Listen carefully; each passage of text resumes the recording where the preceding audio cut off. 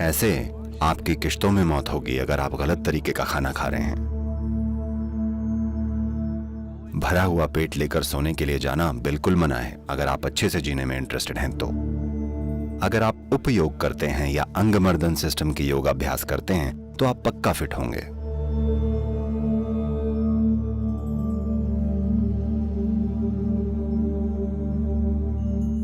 अब खाने की बात है तो भारत में कुछ हद तक ये समझ रही है, जो कि कुछ हद तक आज भी है, लेकिन दुर्भाग्य से हमारी मॉडर्न स्कूली पढ़ाई इसको पूरी तरह मिटाते जा रही है।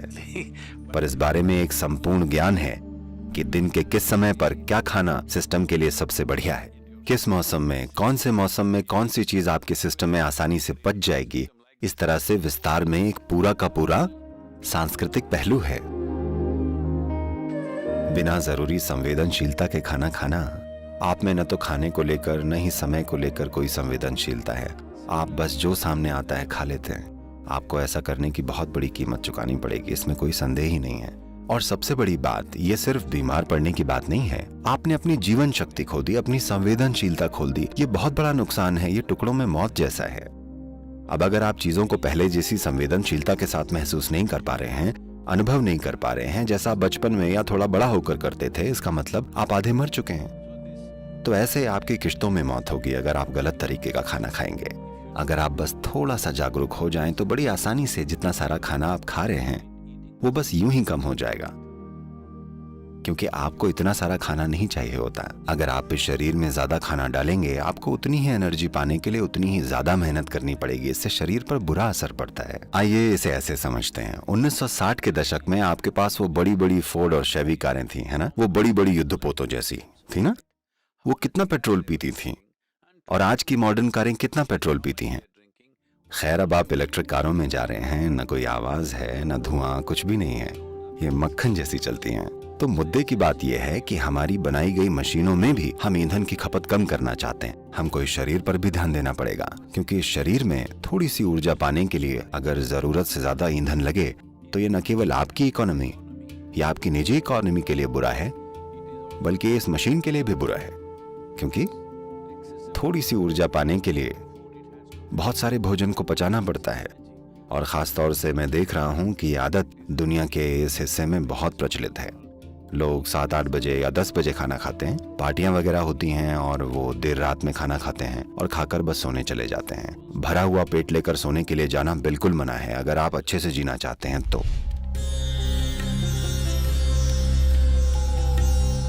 उपयोग नाम की एक चीज होती है, यानी छोटा योग, या कुछ कारगर प्रक्रियाएं होती हैं जिनका अध्यात्म से कुछ लेना देना नहीं होता।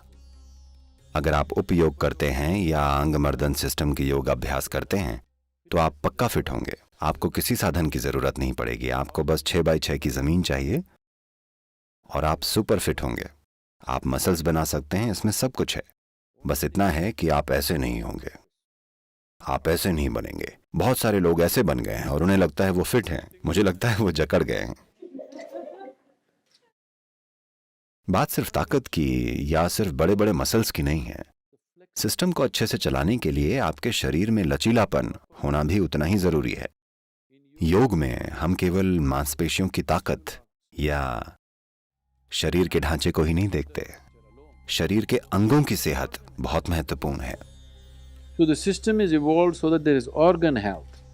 It's very important the body is flexible and usable. तो इस सिस्टम को विकसित किया जाता है ताकि अंग स्वस्थ हों। ये बहुत महत्वपूर्ण है कि शरीर लचीला और इस्तेमाल लायक हो। फिटनेस और खुशहाली का मतलब ये नहीं है कि आप बड़े बड़े मसल्स बनाकर ऐसे ट्रेडमिल पर चलें, नहीं।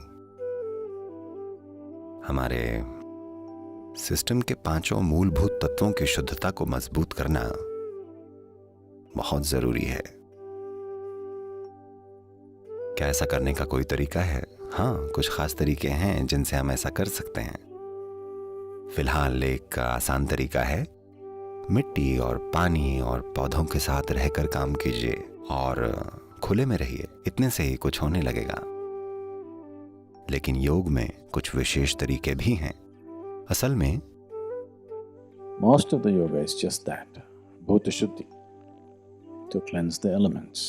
योग का ज्यादातर हिस्सा बस यही है, भूत शुद्धि, यानी मूलभूत तत्वों को शुद्ध करना। तो अपने सिस्टम में मूल तत्वों की संरचना में शुद्धता लाए बिना, चाहे आप अपने आप को कितना भी मजबूत मानते हों, जीवन के मायनों में आप मजबूत नहीं हैं। शायद आपकी मसल्स मजबूत हों, पर वो आपको जीवन के कुछ विशेष पहलुओं में बचा नहीं पाएंगी। आप देखेंगे, हमेशा नहीं, पर आप देखेंगे कि कोई होगा जो बड़ा हट्टा कट्टा लगता होगा और शरीर से बड़ा तगड़ा होगा, Just one little ailment, poof, पर बस एक छोटी सी बीमारी और पुफ वो पस्त हो जाएंगे। 2 दिन का बुखार और वो बस फुस हो जाएंगे। कोई दूसरा होगा, वो उतना ज़्यादा मजबूत नहीं लगता, बड़ा मरियल सा दिखता होगा, पर आप देखेंगे कि वो कितनी ही बीमारियों की मार झेल जाएगा। ये सिस्टम के अंदर मूल तत्वों की शुद्धता पर निर्भर करता है कि आपके तत्व कितने अच्छे से जुड़े हुए हैं, उसी के हिसाब से। और मूल तत्वों की शुद्धता ये भी तय करती है कि आप अपने शरीर का उपयोग कैसे कैसे कर सकते हैं। अगर आप में मूल तत्वों की शुद्धता नहीं है और अगर आपने अपने शरीर का इस्तेमाल कुछ सीमाओं से परे किया, सीमाओं से मेरा मतलब भौतिक सीमाओं से नहीं है, अगर आपने अपने शरीर का उपयोग दूसरी तरह से किया, शारीरिक होने के अलावा, ये बस चकनाचूर हो जाएगा। और इसीलिए योग साधना होती है जिसकी शुरुआत भूत शुद्धि से होती है। योग के सभी पहलू मूल रूप से भूत शुद्धि ही हैं, कितने ही अलग अलग तरीकों से की जाती है। क्या कुछ ऐसा विशेष है जो अभी हम योग के मार्गदर्शन के बिना कर सकते हैं? एक सरल तरीका है, बगीचे में काम कीजिए। दिन में कम से कम 1 या 2 घंटे टहलिए। विशेष रूप से रात का खाना खाने जाने से पहले या दोपहर के खाने से पहले, खासकर उससे पहले कम से कम आधे घंटे बिना जूते पहने चलिए। ग्रेनाइट पर नहीं, या तो घास पर या बाहर मिट्टी पर। आप देखेंगे कि अगर शरीर पृथ्वी के संपर्क में होगा तो आप जो खाना खाते हैं उसे शरीर बिल्कुल अलग तरीके से पचाएगा।